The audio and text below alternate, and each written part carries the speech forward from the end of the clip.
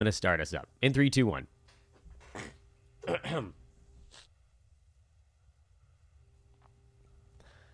I'm not going to start this show with you guys seeing me saying, "Are we live yet?" I'm going to start it instead with me explaining that you're not going to see me saying, "Are we live yet?" I also forgot to turn on one of my lights, so it's probably a good thing that we're not doing the official recorded portion yet. Dan Besbris here for Fantasy NBA Today, Hoop Ball presentation. Aaron, what's up? Good morning. That was so meta of you, Dan. Yeah. It was very nice. I tried to. I'm okay. Infinite loop is what I'm going for. Did you ask how I was doing? I did, yeah. What's up? Okay, I'm not just making that up. No, me and Kaz, there's a Kaz and Bruce show on the way. We were laughing about how when somebody asks you how you're doing, they really don't want to know how you're doing. Oh, I never abide by that rule. Do you ever abide by that rule? When people ask me how I'm doing, I give them entirely too much information about how I'm doing. I mean, for the last week, all I've been doing is explaining how much I'm hacking and coughing and sniffling, and nobody likes that. Oh, I hate it when people just want you to say, "Fine, how are you?" That's a waste of time. So yeah, don't say hi to me unless you want at least some Cliff Notes version. Yeah, you can say hi, just don't say how are you. Just save me that weird little platitude if you don't actually care. I always find it funny, and I'm going to call out my wife's family on this podcast. It's a surefire way to make friends in showbiz. My wife's family does a lot of, and I always thought this was weird, but maybe I'm the weird one. When she talks to her parents on the phone, they say, "Hi, how are you?" When I talk to my mom on the phone, we just launch right into whatever order of business has to get done. She says, "Hey, bubby," and then we're off and running. And I always just thought it was weird because it's like you're talking to your parents who you probably talk to, for my wife at least, she talks to her folks multiple times a day. How are you? I think that's probably been established. If you're in a bad way, they probably know going into the call already. So what is this? I don't know. I like saving time, which is not clear from the fact that I do an hour-long show every day. But I like saving time. It must be like a men and women thing because I'm the same way. It's like hi bye, Yeah, get me in and out and all that. Like my wife and her mom, they actually ignore each other on the phone because they've started doing other stuff. Oh, just get off the phone. Yeah, no, but they will stay on the phone for an hour plus. And I will walk by and I'm like, "You guys are completely ignoring each other right now, aren't you?" And yep. And they think it's funny, and it's like, my goodness, I definitely could not do that. No, but no, I the hi, how are you thing gets really exasperated. Like at our studio, there's these long hallways, so people walk past each other for an uncomfortable amount of time. So you have to either commit to the hi, how are you, like full blown conversation, or sometimes a lot of people will just like look down at their feet, immediately signaling, "I will not talk to you in this hallway." Oh, I got an idea, man. Next time you run into one of those things, go into a slow motion hug. Like the slow-mo run down the hallway. Lean in for the big embrace.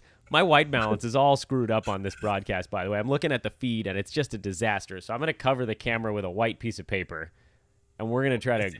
Should I maybe that's what I should do. No, it was me. It was because I started the show without one of my desk lights on, and so it white balanced to the solar flare hoop ball sign behind me.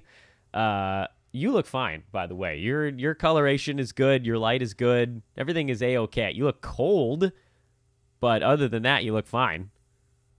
It is a little cold out here. Yeah, we're okay. I can't complain in SoCal. Plus, I'm 3.5 miles from the water, so it's sort of, the temperature never fluctuates that much. It gets down to like 52 sometimes, a frigid 52. Sometimes I have to put on a windbreaker when I go outside. I know, rough times. There's some people that hate you right now, Dan. I know. Are you one of them? Nah. No. Okay, cool. Sacramento weather's pretty good. I mean, it's hot, but it's, Yeah, you get cooked a little. It's a dry heat. That's the line I'm taking us into our few seconds of silence before the real show part. Hold on, everybody. We'll be right back.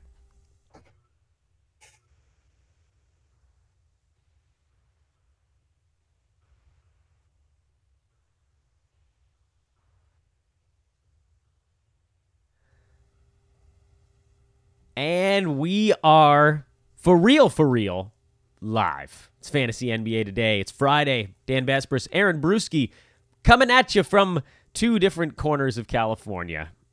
I don't know. I can't do the fun opening. I don't have the lingo. I can't pull it off. I am Dan Besbris. I'm at Dan Besbris on Twitter, and the man you see above me and to my right on your computer screen, to your right, is the great Aaron Bruski, El Arquitecto.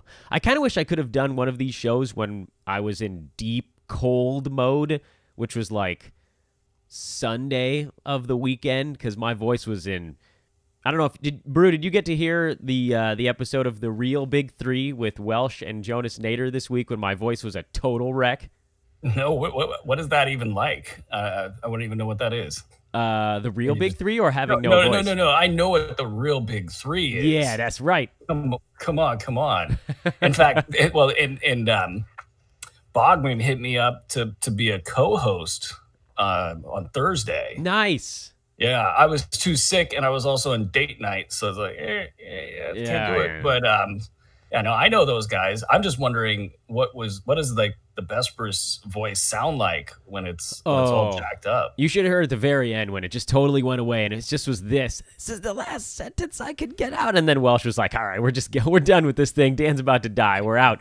But at one point in the middle of the show, when the voice was like half dead, I was able to do a really nice Spanish accent when we were talking about the Hernan Gomez brothers on the show. So I kind of wished I could have maybe canned myself saying El Arquitecto, and then I can use that on future Friday episodes. I can't remember what Jonas sounds like, but he sounds like a regular guy. The Welsh, Bogman, and yourself have these incredible voices. That I think I sound like the Welsh. Do I sound like the Welsh to other people, or is it? No, not really. No. Maybe because you can't hear your own voice, you would think that. Yeah. But no. Very distinctive. Okay. And then Bogman just adds that, like, what would you say Bogman's voice is like? It's like a little higher. He's got a certain panache. He's got they make a great pairing because the Welsh has more of the like traditional broadcaster voice, and then Bogman is like the fiery other side of that. You need a yang to every yin. Whereas I don't know, do we have a yin and a yang? We disagreed on Rondé Hollis Jefferson one time. No, we're pretty boring, Dan. Yeah, yin and yin over here on the pod. So what's up, Brew? Good day to you. Yeah, good day to you too. It's interesting that fantasy, I guess in the NBA in general, has really heated up over the last 24 hours, because last night's game was like the first time I was really fired up this season. That's fun. That was a good one. Amazing game. And then we're starting to get those injuries that happen at about this time of year. And so it's on. It's on. Oh, my God. What's your worst injury scenario right now of all your teams? What's the, like, I feel like everybody has this. I know I go through and I look at my team and I say, or all of my teams, and I say, all right, which one of these teams has the most guys injured? I have 1, 2, 3, 4, 5. I have 7 guys on a 16 roster team that are currently either injured or a game time decision today. That's probably my max right now. I'm sneaking through this. Yeah, I've got 16 player teams where 12 have an active slot and 4 of them are on the bench hurt. But I'm sneaking through. The Mirotic thing has been probably the worst, just because of the 2 weeks that he forced you to start him. So that's been the most painful. Actually, you know what? In my biggest entry fee league, Victor Oladipo. He's not hurt right now, but he's basically hurt. And he's not right. He's not right. He's not right. Kind of, I don't have him on any teams, but Donovan Mitchell, I kind of wonder about the same thing. Is he, playing through something that we don't know about? And, that's why he doesn't have the explosion that he should have. But yeah, no, so far so good on the injury front. And I need to do something superstitious real quick after having said that. Find a goat and sacrifice it immediately. You know what? I'm thrilled because a lot of my pickups have panned out lately. Yeah. I wanted to humble brag that. Well, that's on my list because they're on my list as Washington right now, but we can change it to humble brag from Washington. I wanted to start with the trade first before we get into the my Street Fighter 2 airplane trips across the universe here. If you're wondering what that reference was, just go back to another episode from a Friday where I said something stupid, and now I'm rolling with it. The trade. Justin Holiday to the Memphis Grizzlies. Marshawn Brooks, he got traded after all. And Wayne Selden to the Chicago Bulls. In situations like this, you often look to the team that's getting fewer players as the spot where maybe something could be of value. Honestly, I'm a little bit concerned because Justin Holiday goes into a spot where he's probably going to be fighting with, I would presume, Garrett Temple, mostly for playing time. And then over on the Chicago side, with Denzel Valentine out for the year, who the hell is going to be their small forward? How do you see this shaking out? I'm in kind of a wait-and-see mode right now. It's a very fun trade, for NBA wonks and nerds like us. I would like to place some money on either Wayne Selden or Marshawn Brooks being the leak that told about the fight in the locker room, that just the two being pinned so close together. Put on the tinfoil hat, let's go. So the Justin Holiday piece is probably the most important just because he's been a hoop ball guy forever, and he's, done well this year. And the thing about him that's really interesting is he survives wherever he goes. So I'm more inclined, I should say, to hang on and see how things play out, even though it's a little bit of a danger zone for him. I think Garrett Temple is fairly established there. He's also one of the best teammates in the league. So the him and Omri Caspi thing was just really surprising. A lot of people teed off on Omri. During my time in Sacramento, Omri was nothing but a good citizen, though he did have some moments with basically both coaches that didn't want to play him. So who knows there? But Garrett Temple is pretty established. You got Kyle Anderson, who's definitely going to give you good minutes. Would there be a logjam? And I think the answer is no. I think that Holiday's minutes might get capped in like the 26 range, 26 to 28, but he's made that work for late round value in the past. And his game travels. He's just going to get his triple ones. He's going to, if he shoots more, he's going to have, struggles with his shooting percentage. If he shoots less, then that gets better. It's kind of like a wash almost. So his game travels. I think folks should hang on to him. And then you go to Chicago, and you're right. They got this gaping hole at small forward. They say they're going to start Chandler Hutchinson, but Wayne Selden's the guy that I'd be looking at if I'm looking at an ad in Chicago. The report out of Chicago just about an hour ago was that he's going to have a deep role in the rotation. I didn't know what that exactly meant, but I think that meant... That sounds gross. I know, right? I think that means that he's got the rotation slot, and he's done it in Memphis in spurts. Odd stat set. You see the outlines of something that could be good, but it hasn't been good. Right. So I would be in a deep league looking at Wayne Selden as the preemptive pickup. But yeah, let's hang on to Justin Holiday until we see how that works. Yeah, my intention going on to this show was not to call out any other websites. It just sort of happens sometimes, and so I'm just going to leave out any names because I don't want this to be a thing. But I am going to say that there are a couple things that I saw bouncing around the other fantasy websites that I disagreed with pretty strongly, and I wanted to try to steer people back in a different direction a little bit. I think I did an okay job there of not making that a thing. Thing number one that I saw coming from other websites was the concept of the preemptive drop. I am very staunchly opposed to the preemptive drop as just an idea because there isn't a clear pickup in this instance.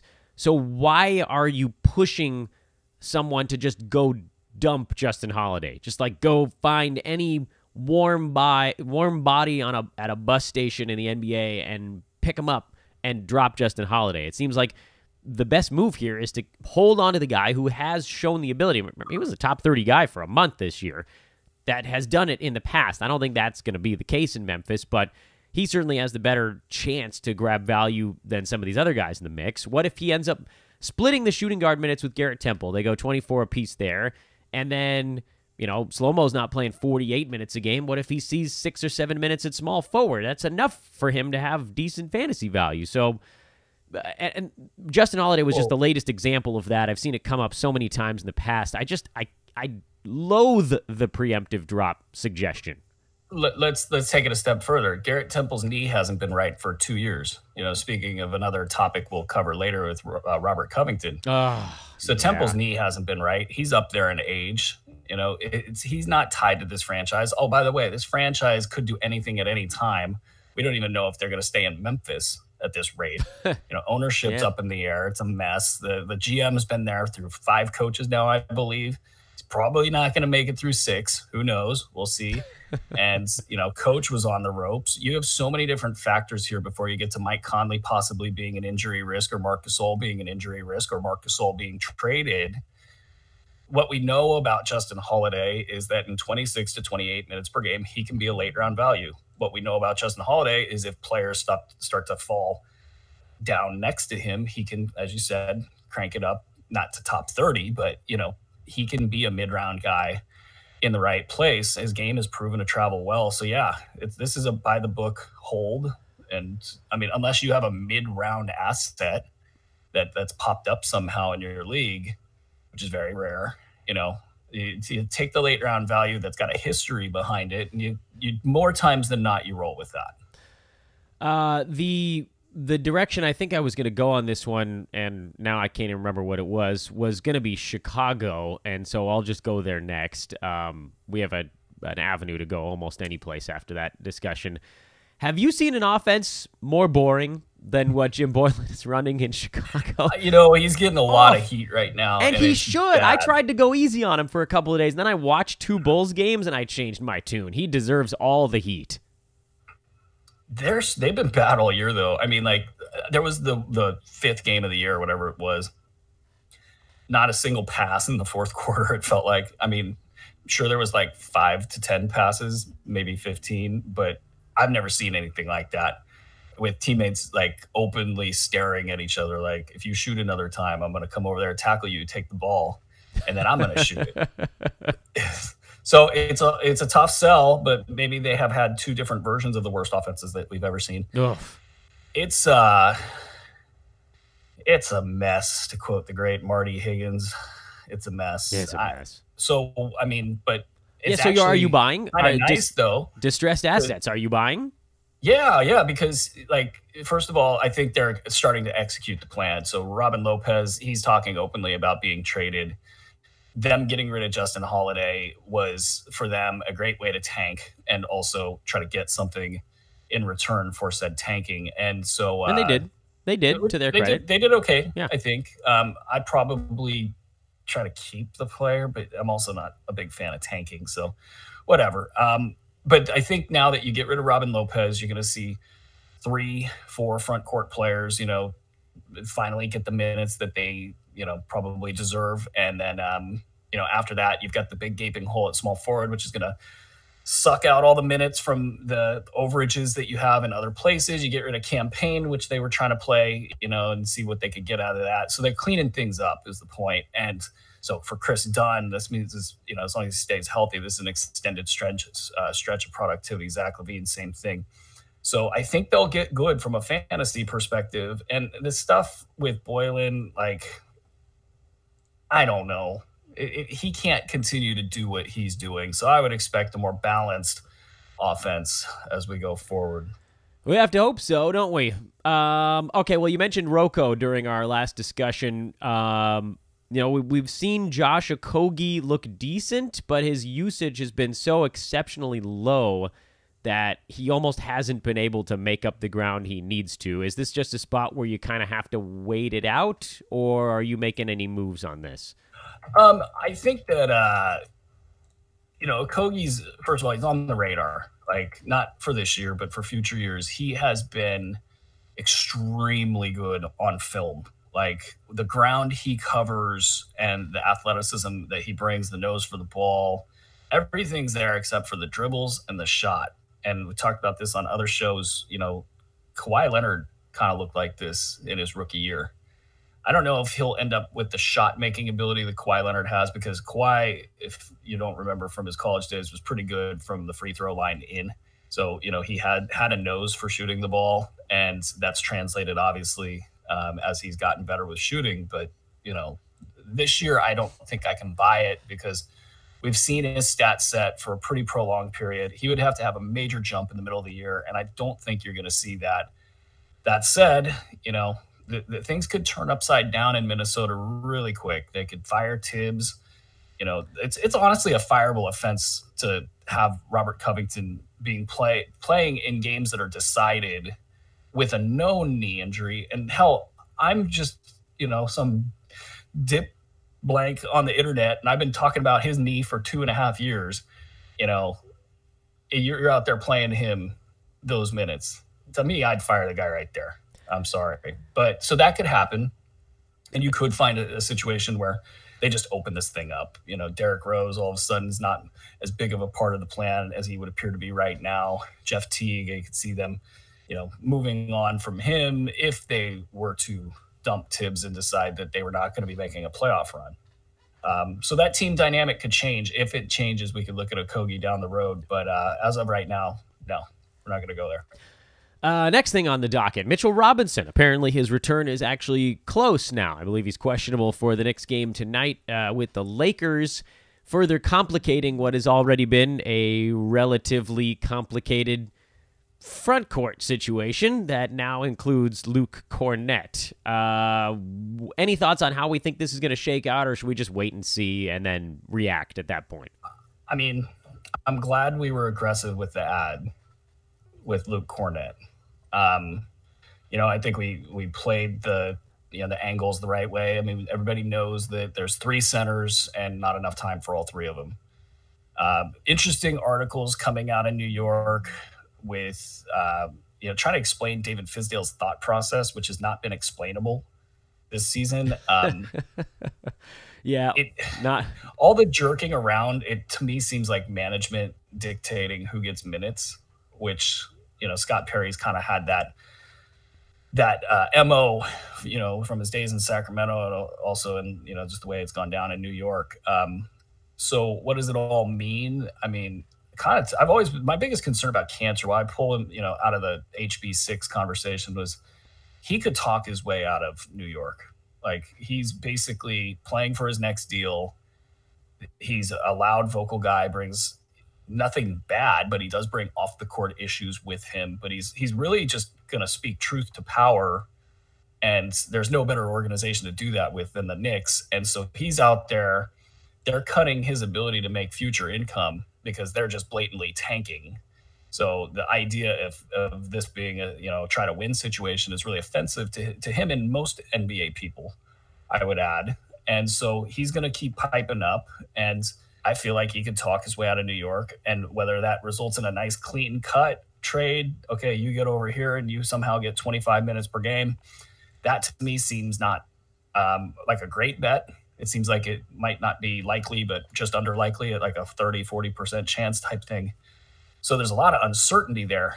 If Enes Kanter goes, you're talking about a gold mine for 2 players, Cornett and Mitchell Robinson, both who can get the damage done in 24 minutes per game.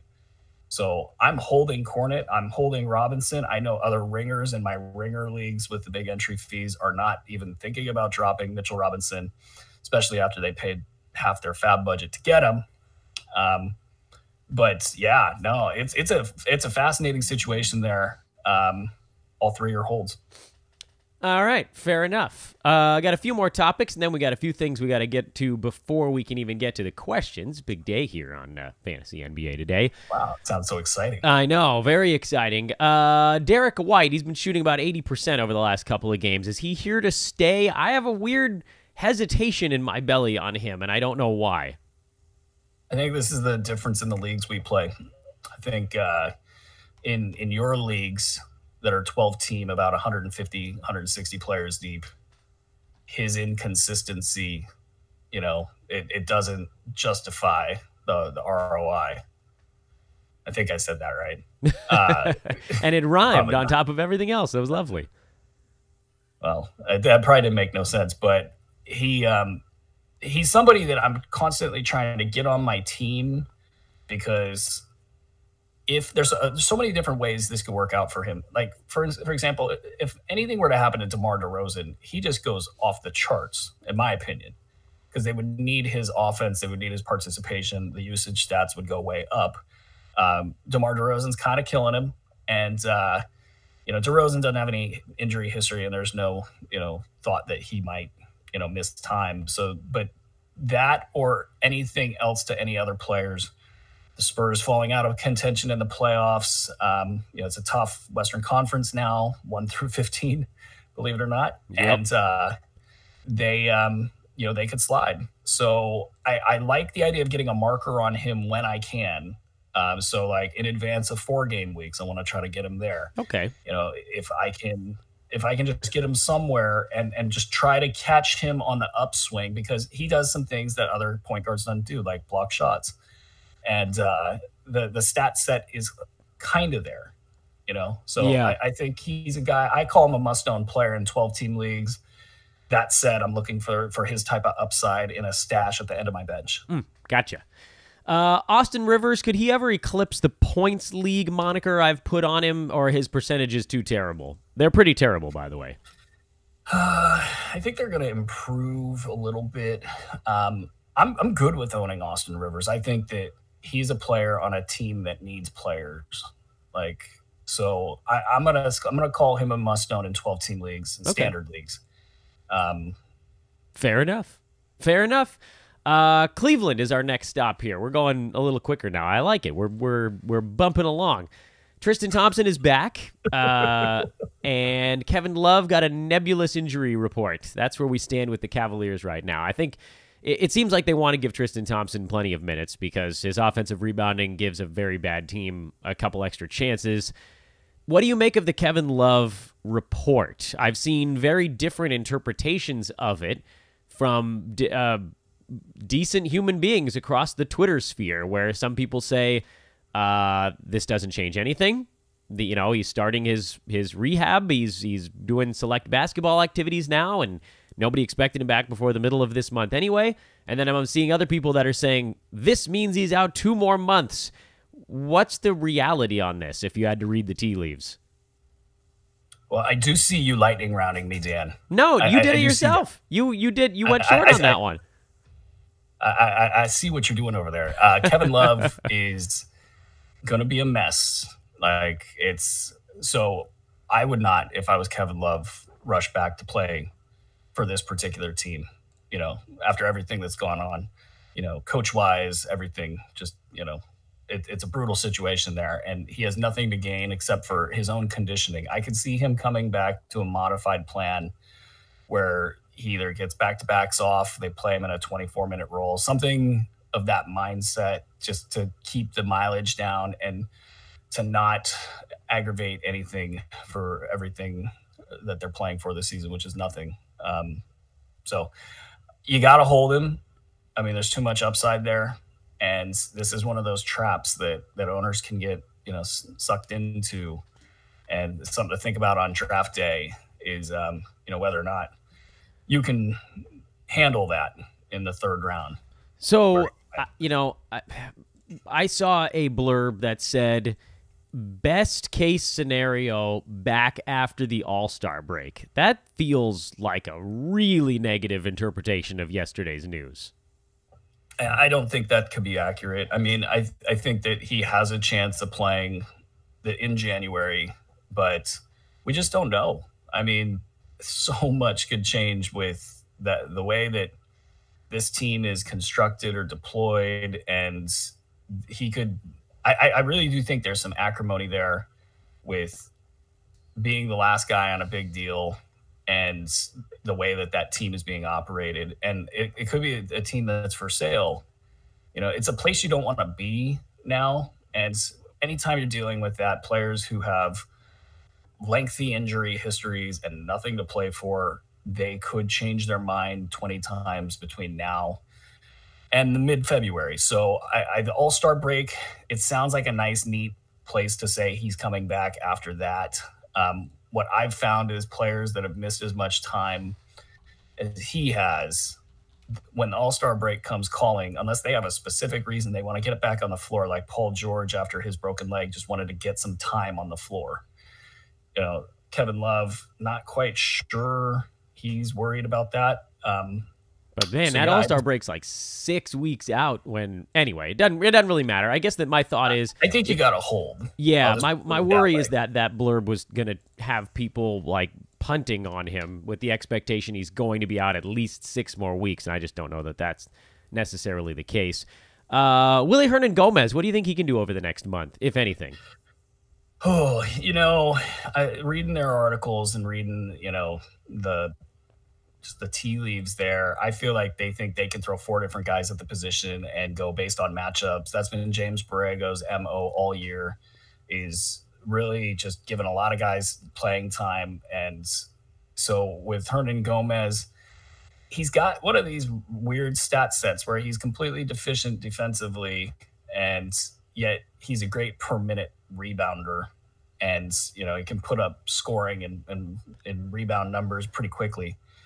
So I think he needs like 25 minutes to really be a top 125 guy in fantasy leagues. So I'm not betting heavy into that. I'm going to let somebody else win that bet. And, I'll go target the Thomas Bryants of the world. Don't worry, I'm getting there, but not quite yet. I'm just going to throw that out there, some Thomas Bryant. Any concern about Mikal Bridges after a couple of stinkers? No. Okay, that was an easy one. I'm pretty sure I knew the answer to that question. Well, it's not an easy one. It's you're just trusting in the stat set. You're trusting in his role defensively with the team. He's, by the numbers, one of their best defenders and by no small margin. So they know that in Phoenix. That's why you see these 35-minute games when you look at a box score and you're like, man, did that guy even play? Then on the other side, you're seeing games where he gets 2 blocks, 3 steals, 3 threes. So that upside, you got to hang on to that. And the last one on my tour de force is the one you've been waiting for, the Washington Wizards. I have a couple of questions. I have a couple of comments. Comment being, you picked up Thomas Bryant like 3 weeks ago when he was just barely showing signs of doing anything, and then he went ballistic here. And then Markieff Morris got ruled out for 6 weeks. My God, the stars certainly aligned, didn't they? Yeah, I guess that's why I make the big bucks, right, Dan? That's right. That's right. I'm telling you, man. What did you do to Markieff Morris, Brew? Independent of anything that's going on, this is what I said then, and I'll say it again now. You have Jan Mahimi, who can barely play, and that's it as far as the center goes. So you either commit to playing a 4 at the 5 for an extraordinary amount of time. And what they were doing is playing Markieff Morris at backup 5, and sort of, the league's gone small. You can get away with that. Now, against big teams like the Denver Nuggets, for example, you can't get away with that. But you got to play a center, like a real center or an almost real center, because Thomas Bryant's not even like a real center. He's kind of like a poor man's Clint Capella, but with better touch. He could shoot a 3. He's got a great free throw. That was one of the things that I liked about his stat set, is he could shoot a free throw, and he's going to be able to, in 18 to 20 minutes per game, give you top 125, 145 value. That's at 20. He's going to be getting 28, maybe 30. There was just an article in the Washington Post that they're going to slim the rotation down amidst all these injuries. And I think that was code for like, you are not going to play. And that one of those guys was not Thomas Bryant. So, I mean, if I had to throw a number on it, I'd say 27 minutes per game going forward, 28. But it wouldn't shock me if he got up over 30, because, and it's another interesting thing about this kind of thing. You see it with Phoenix and Rashawn Holmes. Because of the way he plays, Thomas Bryant, that is, he sets a lot of screens. Really, the only way he's useful out there is if he sets a screen and they just run straight screen and roll, and the offense simplifies when he's on the floor, because that's his MO. That's what he's effective at. and the offense is a little bit better. So they're going to have some success with Thomas Bryant. They're also going to have some success now that they've got John Wall, the elephant in the room, got him out of the equation. Bradley Beal is playing great basketball. He knows how to work that pick and roll. So it's possible they form a nice 1-2 punch there, and he becomes productive within the scheme of the offense, which is not something we're banking on. We're banking on him just being a healthy body with a good stat set that's going to get good minutes because the Wizards have to play a center. Anything he does above that is just gravy. So I'm extremely happy that we pushed and called him must own as early as we did. Yeah, because a lot of people talked about it, but they didn't put their seal of approval on it. Yeah, you were first on that one. I don't think anybody was even discussing him at that point. Is it time to celebrate on Thomas Satoransky as well? Because he looks like he's ready to rumble. Man, and okay, so back to the Derek White stuff where we're talking about putting a marker on a player. I must have added and dropped Satoransky like 10 times in various big money or whatever leagues. And finally it hit. And I looked at it. I looked at dropping him, I want to say like last week or the week before. And I just decided not to.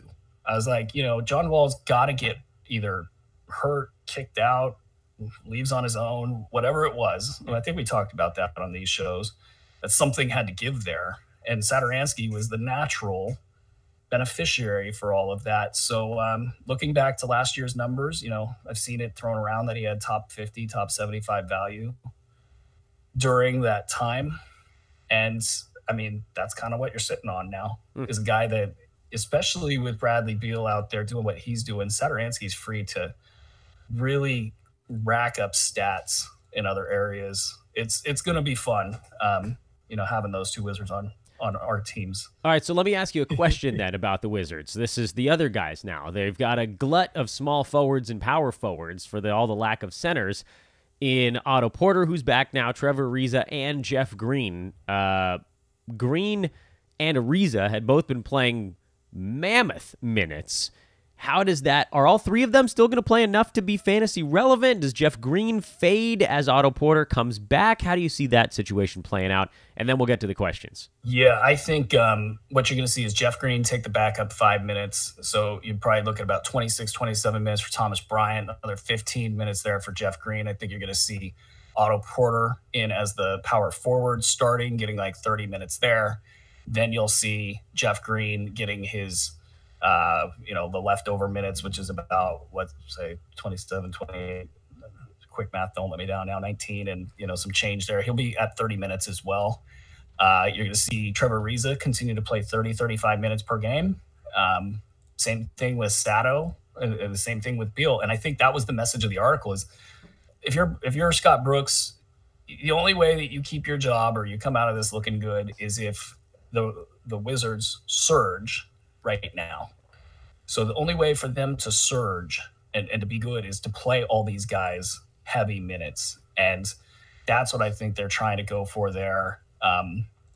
If they throw the towel in, that's only going to help the guys that we've been picking up. But they're going to make a run at this. And I bet, from a betting angle, I'd love to just ride the Wizards for like the next 15 games. I think they're going to beat. Mm-hmm.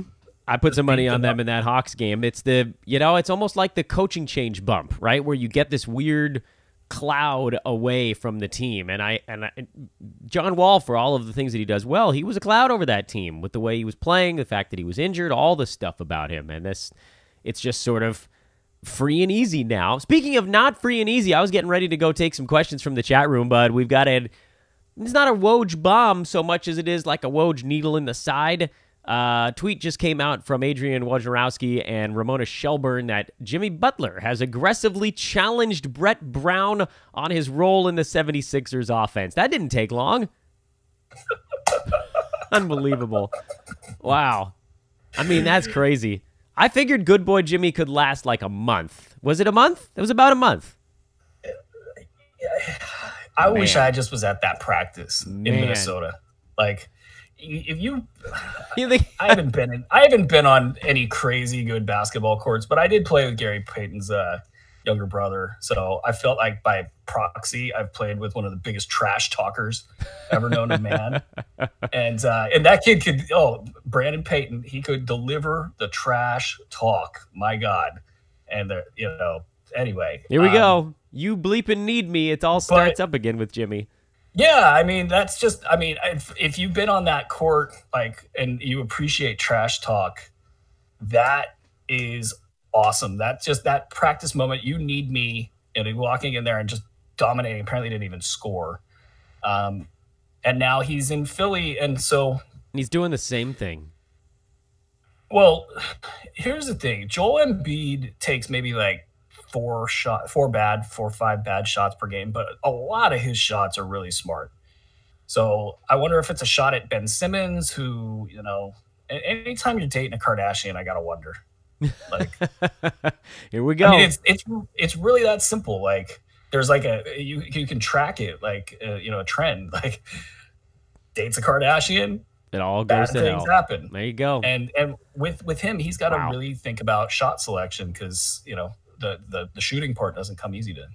Unbelievable. We're off and running, baby. Happy Friday, everyone. It's Jimmy Butler does something that rubs somebody the wrong way Friday. So we have an expression at Passover in the Jewish religion. It's Manish Tana Halayla Hazeh, which means how does this night differ from all other nights? And with Jimmy Butler, the answer is it doesn't.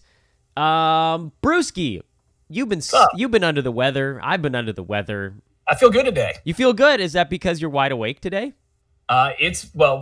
No, that's not, because I was previously taking NyQuil and having these long sleeping sessions. Well, what are you using to wake yourself up, might I ask?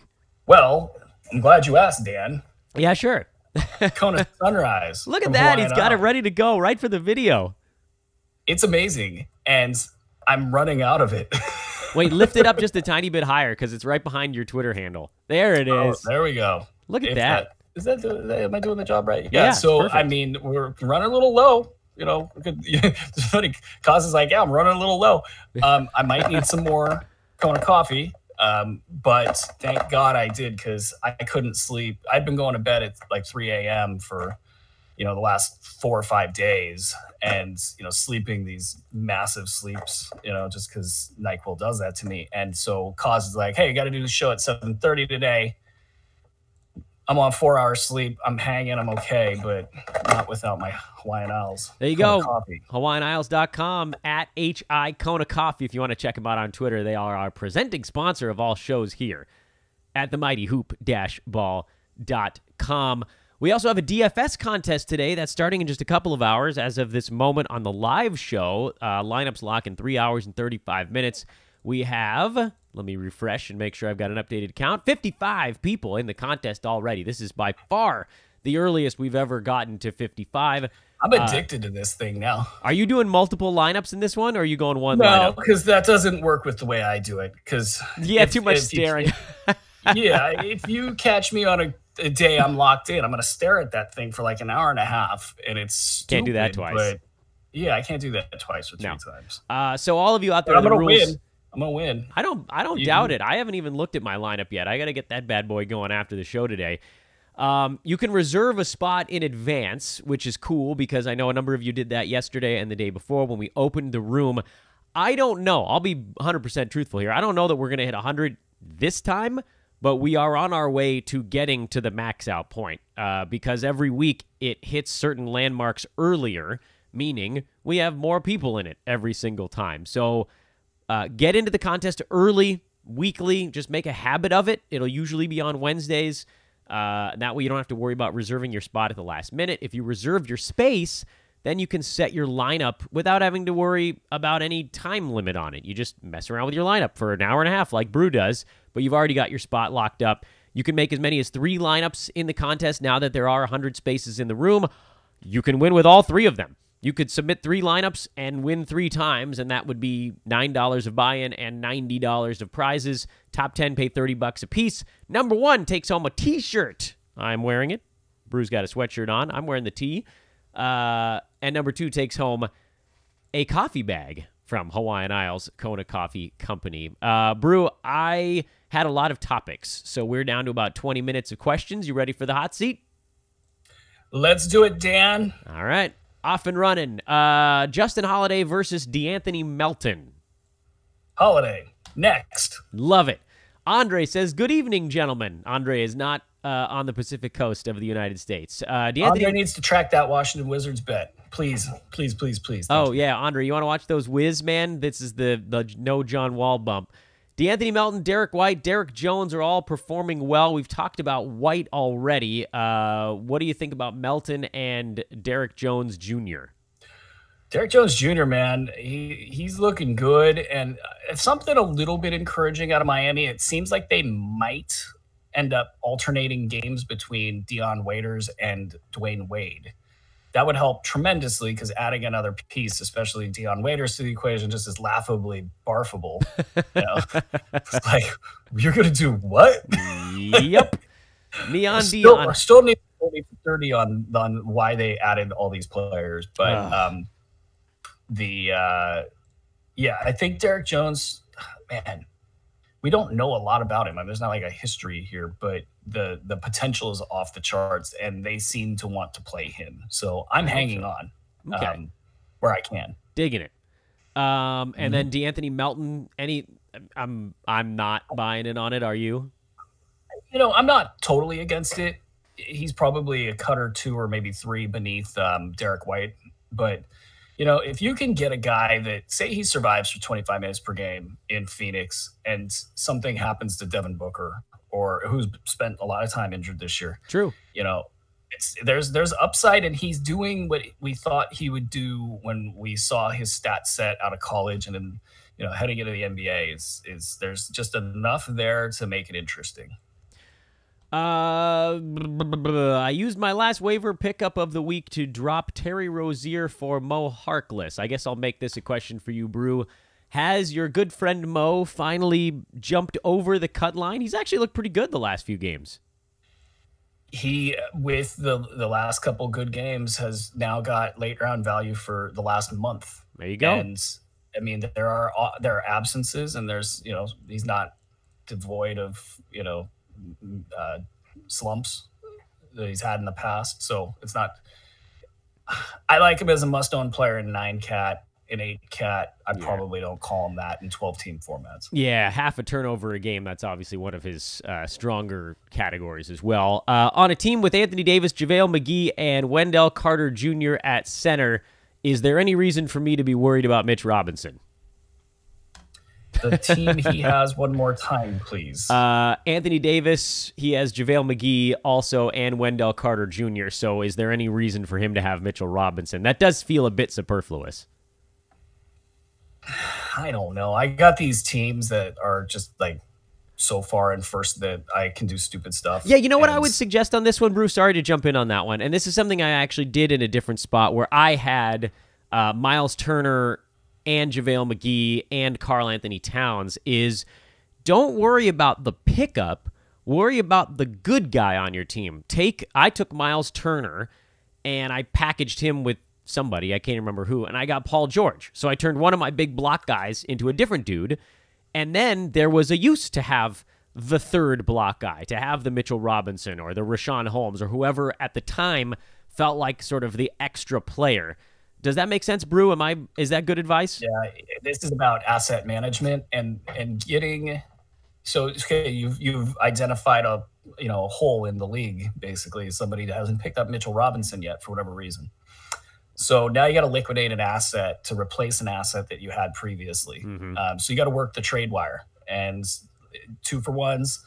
I hate when people approach me about a 2-for-1. Like I don't know what's going on. Make it a good 2-for-1. The ones that Dan Besbris talks about on this show. Yeah. Give the best deal is when both sides are winning. Look at it like that when you do a 2-for-1. If you want to try to pillage any other way, that's fine. On a 1-for-1, that's fine. I just think the 2-for-1. When you give me a bad 2-for-1, now I'm like not even answering the emails. Yeah, just soured. It's just souring. But I think the key here is try to trade the guy that people want right now. And it's going to be hard because you want him too. But of the guys that you just listed there, you probably wouldn't be able to move Wendell Carter Jr. right now. He's played a little bit better the last couple of games, but he's not super hot. Yeah, I'd move in on that if I could, though. Yeah, he's more of a buy than a sell, and you're not trading Anthony Davis. Maybe JaVale McGee puts together a week or two here. You think about unloading him, then Mitchell Robinson would have a nice spot in your team. You turn JaVale into something else. It's all what Bruce said, asset management. Can Patrick McCaw carve out any kind of role with the Cavaliers, or is he just another in the bucket on that team? Oh, yeah. Said the bird. Birdman. Yeah, no, I don't think so. I mean, I don't want to react too soon to, his slow start, but there's something about that team, man. Like, they're just killing everybody's fantasy value. And yeah. It's just a bad team. Yes, it is. So bad. Big man, how would you rank the following three? I'm inclined to think you might rank them in this order that I'm giving them to you. Thomas Bryant, Rashawn Holmes, Robert Punchy Portis, 9-cat. Yeah, that's right. Yeah, that order. Marcus Smart or Al-Farouq Aminu, 9-cat. Oh, Aminu. Or as the Kings broadcast team called him all night, Amino. Okay, we don't have time for the Grant Napier hour on this thing, but you probably saw my tweet, right? Somebody favorited it from an account. I don't know. Yeah. I can't. God, that catchphrase, it makes me want to retch. It's so forced and hokey. Whatever. Please rank Mikal Bridges, Taurean Prince, Jonathan Isaac. I like this one. This is actually a pretty good rank fest, so I'm throwing it into the mix. I was too busy laughing. What were the players involved? The douche jar's filling up fast over at Kings Broadcast HQ. Jonathan Isaac, Taurean Prince, Mikal Bridges. How would you rank those three guys? Let's go. Wait, who was the first one? Isaac, Prince, Bridges. Yeah. I think Prince, we got to give him his due. He's been a top 40, 60 guy for a while. So you can nibble around the edges about, how and when he's gotten there. But, Isaac, poor Isaac. He's somebody, there's always a time when something clicks, like, and they go, oh, yeah, we will involve you in the offense now, or management says you must involve him in the offense now. and looking at you, Aaron Gordon, you got to have this, the balance thing. You got to take your young players and get them involved. That's all part of being a vet. So without that, the stat lines can get pretty bad. I think he gets involved in the offense probably in, I don't know, let's go early February, right before the All-Star break, just to keep it interesting. All right, fair enough. The follow-up was Prince is actually sitting on this in different leagues waiver wire. What's up, guys? What type of value or player could I receive if I were trading away Chris Dunn? My advice on this one, and Brew, maybe you agree, is wait a little bit longer for Dunn to really hit his stride, because then you could get more back. Yeah, I think if you sell right now, you probably, pardon me, can't get anything above top 75. And if you wait, you can probably get above that. And you should be trying to get Chris Dunn for somebody in the top 80 right now. With Kawhi having a back-to-back in the head-to-head playoffs, is he a strong hold the rest of the way? We heard word that he was going to play in back-to-backs after January 1st, right? So I feel like this is a no-brainer. Yeah? No, unfortunately not. I mean, going into the playoffs, if Toronto has a big lead in the East, they could look at that and say this is the time to rest the guy. So I'm not a big proponent of schedule-based decision-making, this early in the year, especially, man, first-round assets. I mean, you're just gambling like crazy. You have to really know what you want in that first round if you're going to try to make a deal with Kawhi Leonard involved. So I don't think you want to do anything in the second round there. All right, fair enough. Okay. The question is, can I drop Nick Batum? And I'm inclined to ask that same question. And maybe you've seen something that I haven't, but I've watched him play. I watch a lot of Hornets games because they're often the first one on League Pass every night, and they get that stupid HD channel, and so I'm stuck with it. has he been body snatched? What happened to this man? He does this all the time. Like, not for this long though. He did it in Portland. Oh, that's true. His last year there. That's a good point. His last year in Portland, he just sort of mailed it in. Yeah, it's something's not right, and yeah, you could drop him. I'm trying to figure out what it's going to take for him to get engaged within that team, really. Yeah. He just seems on the outside looking in. So maybe it's the fact that he is on the trade block, that he's always been the passive player, and, something like that probably, if in my opinion, could, cause him to shut down a little bit. Tama, our good buddy Tama says, Brew, can you sing me a song to make me feel better about Robert Covington? Covington, come back soon. Okay, no, I can't. No. What should we do with Luke Cornett? We talked about the Knicks a little bit. Did you end up saying sit on him or sell him if you can get some? I guess it always depends on the return, right? If somebody's really interested in somebody rolling hot, then yeah, you move them. But Brew's advice was to sit on him in a vacuum. What would you, if you were going to trade him, Brew, let me ask it this way. If you were going to trade him, would you target someone in the top 100 range? Would you aim higher? How high do you think you could aim with a Luke Cornett? Let's say he even has one more good game today. Top 110, I think, might do it. It just depends. So if you're in a 12-teamer and you're starting, a normal assortment of players, you got 150 players owned in your league. I probably don't go for a top 110. Okay. If I'm in, a deeper league where top 110 actually provides some pretty significant value, then I could consider that. I don't know, man. Mid-round is, and New York is so unique. I really do think Enes Kanter is traded at any time, and so that just depends on the other teams. It doesn't depend on New York. I just think it's an any time type of a deal. And Cornett and Robinson are like the yin and the yang that, if you're going to be the Knicks, that makes a ton of sense, for them. So I want to ride that upside. I want to hang on. But I'll look at top 110 in a deeper league. Abby, I'm sorry, man. We're not doing a 6-player rank fest. It's even in the description. Or no, it's not. I got to add it to that. Sorry, that's just too many. What would you ask for in a trade if you were sending away CP3? This is a terrible time to trade away CP3. He's hurt right now. But I guess, all right, I'll ask the question anyway. It's all perspectives. No, of course you don't want to deal CP3 right now. But you might take a haircut and get I egg on general managers all the time. You're either going to hang on to the brutal end, or you're going to dump this guy for nothing, but you're going to get something. And what is it that you got? And, it's all just what was the chances that your initial bet was correct. Mm-hmm. So if you can get a top 40, 50, player for Chris Paul, and he's sitting in the infirmary all year long, it wasn't a bad idea. All right. Justin Holiday versus Mikal Bridges. It's a good question. Oh, I'm going to go Mikal Bridges. Eric Bledsoe. And I'll say it's not close. Oh, interesting. All right, so you think Holiday is going to take a little bit of a I think he's got a great chance of riding right at about 125. Eric Bledsoe for Jonathan Isaac. No, and Jonathan Isaac. Excuse me.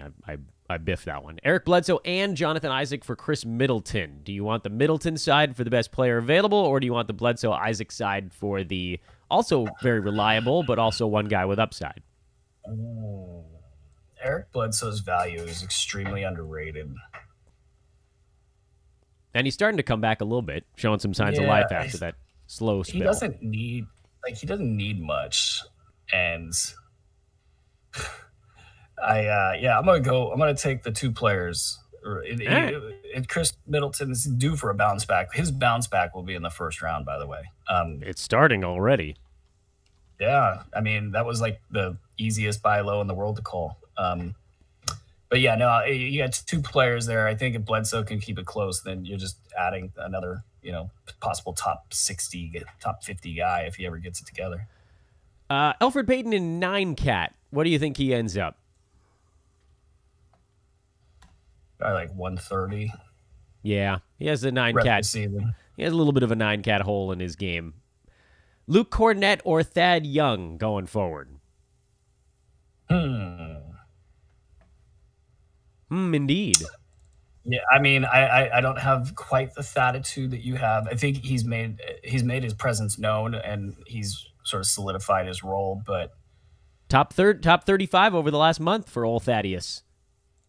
Yeah, I mean, it's there for him.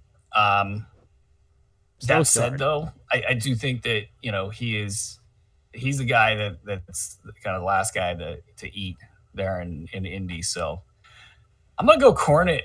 I don't think it's an easy call by any stretch. I just man, Cornet's gonna sit out there and shoot four, or hit 4 threes a game and get you a block, maybe 2. That's ridiculous. Yeah, I've got a lot of Luke Cornett, and I have a lot of Thad Young. Luckily, I haven't had to make the decision between the two guys. Luke Cornett versus Jonathan Isaac. The chat room Isaac. The chat room is stepping up their competition here for you. It's the Luke Cornett versus game today. There's a lot of questions about Luke Cornett. I mean, he's the unicorn. Like, yeah, there you he's go. Hitting threes and blocking shots and scoring, and he's done it in the past. So Bobby Portis versus Kent Bazemore. Oh, Baze. Let's see. Let me try to get one more question in here before we wrap it up. Where are you drafting John Wall next year, if at all? He'll be a good bounce back candidate because after getting humbled, he'd probably work his butt off in the off season and then have to reestablish himself. It could spin the other way, but I he's gonna go. He'll get overdrafted based on name value still. Yeah. So he's gonna go like 40, 45, but you can get a top 20 out of that. So it might be somebody I take a chance on.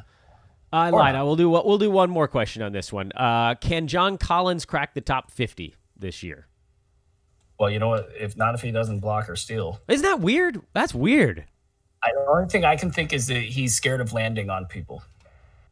Yeah, maybe. That's the only thing. I mean, it's such an aberration that's the only thing I can think of.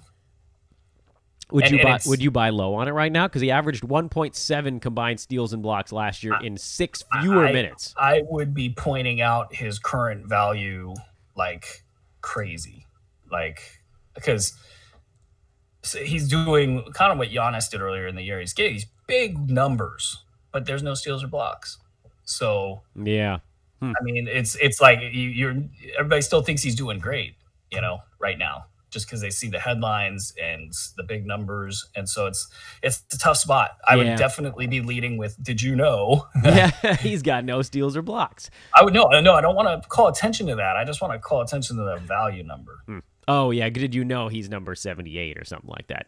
Whatever he is at the time, and then with the steals and blocks, those things don't typically change like that. No, they don't.